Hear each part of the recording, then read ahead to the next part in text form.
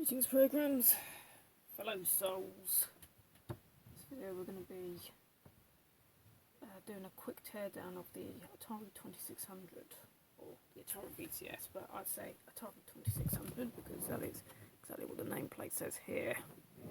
That's a Vader unit. It's a PAL 2600 system. It's built in Ireland. It's an Irish built 2600. We're just going to be doing a quick video on how to take the main chassis apart and the shielding plate. That's going to be about it. It's just going to be a short video because I've got a lot of things to do today. Okay, so first things you'll want to observe is the fact that we have 4 screw holes. We've got 2 here, 3 there and there, and we've got another 2 here, 3 there and there. Now these are oblong holes, so what you do, you get the screwdriver, you don't put it down like that, but you just lean it, you rest it against this side of the plastic chassis, and then you work your way there, and then you should be able to rotate your screwdriver.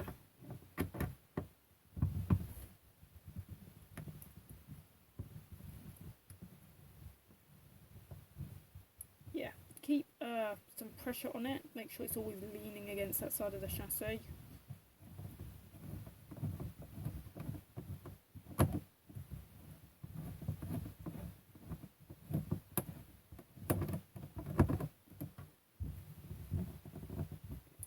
You may then attempt to get the screw out.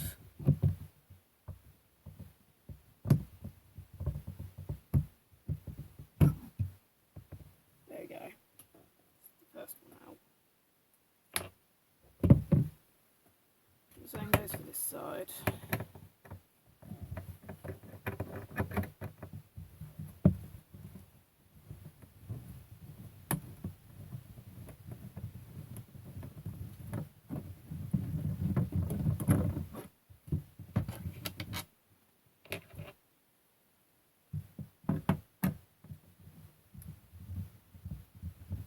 For these ones down here, it's straightforward. Separating these is just going to be just like separating any other screws out of the system. But yeah, shelving, a wardrobe, anything that uses screws. And for some reason my screwdriver keeps slipping. Very strange. Excuse me for a minute.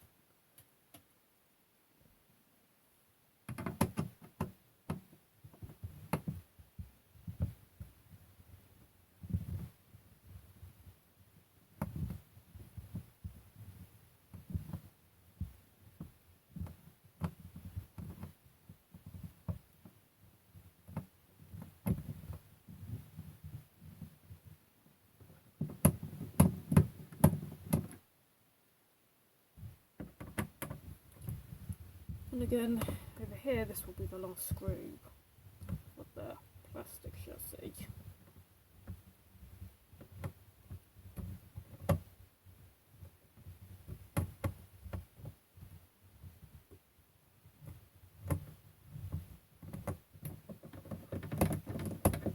And there we have that. Right, and then now we can gently lift the plate away. When you do this, you must note that inside the chassis you'll have the RF cable on the inside, which we can see over there. You want to be very careful when you separate this, that you don't accidentally pull something apart that you should not be pulling apart. To overcome this issue, just find that the terminal is slightly sticking out of the RF modulator, which you'll see right there. There's the modulator, there's the terminal. So you just simply unplug that.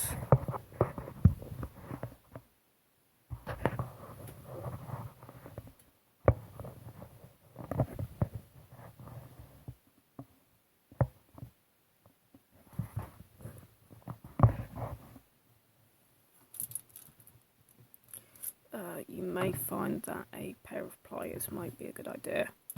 gently grab it at the terminal, not at the cable, but at the terminal like that. Just gently pry it away from the RF modulator while maintaining a tight grip.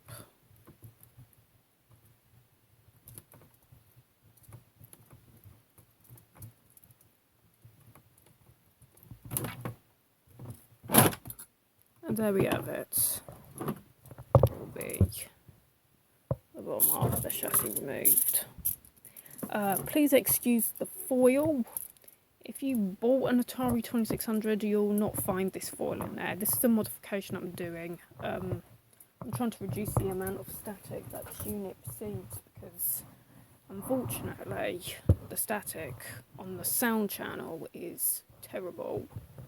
I mean, there's still a little bit of tearing that you get through the video signal, picking up on interference, but the sound is actually worse. And because of that, I've been trying various methods in trying to eliminate, or at least reduce the amount of static. You can't really remove static, but yeah, this foil, you'll probably not actually find that in yours unless you've just bought an Atari 2600 from someone who's probably as mad as me. Right, the next part of the teardown is, you'll notice there's a shielding plate on the circuit, but you want to get the circuit off from the front of the chassis. And in order to do that, just gently lift the circuit board and it may slide off. If it doesn't, then what you need to do, you need to carefully pry it away. As you'll see that it's kind of loosely held in place through the 4 switches here, as well as the terminals there. So just gently pry it away. You may need to pull it away from this area of the chassis to get the main sockets through. And it'll just come out like that. Another thing that you need to watch out for is these felt discs. They are the switch covers. They could quite easily just fall off and fly off to somewhere. So make sure they don't fall somewhere where you're going to end up losing them. You see that one's basically falling off already, so I need to carefully take those off.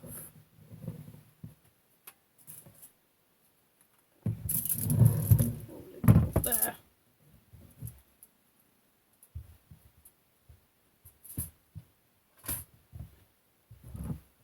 And there we have the main board, or the motherboard if you like.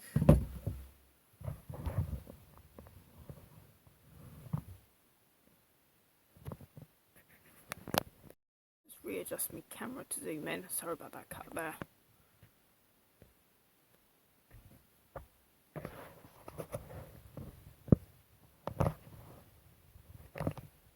Right, so getting nearer to the end of our teardown video. The next thing we will want to do, if you want to further do any more operations on the circuit board, such as capacitor replacement, resistor, resistancy checks, anything like that, you'll need to remove this shielding plate, which is also part of this shielding plate. Now, if you observe carefully, you should see that there are these little spigots of sorts. You got one here, you got one there, and you got another one here, and one there, and then there's one there. So there's about 5 of these little spigots, and what you need to do with these spigots is get a nice set of needle nose pliers, such as these. You just want to carefully untwist them so that they are in perfect perpendicular lineup with the holes that they are emerging through. Since you'll see that these spigots are actually a part of this shielding plate, they are being projected through this shielding plate, and when they're twisted, it holds the 2 shielding plates together in a metal sandwich. Okay, so we've got 2,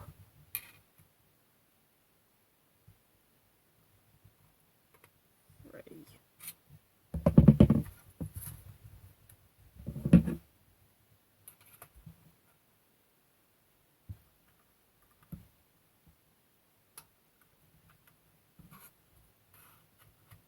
4,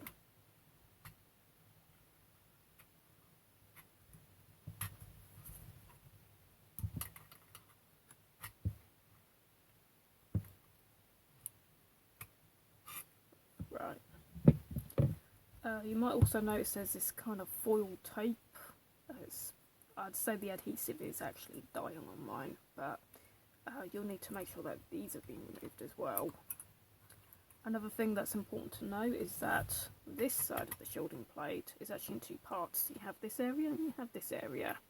Now this part might just actually come undone by itself.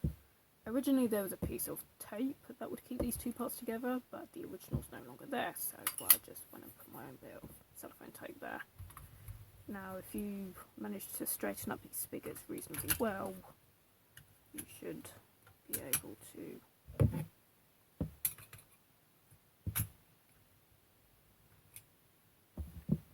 simply remove the shielding plate just like that. And once you've done that, you'll notice that these spigots are still there. So if you gently pry that out, you may want to push those through, those little spigots through as well, to remove the bottom half of the shielding plate from the main board.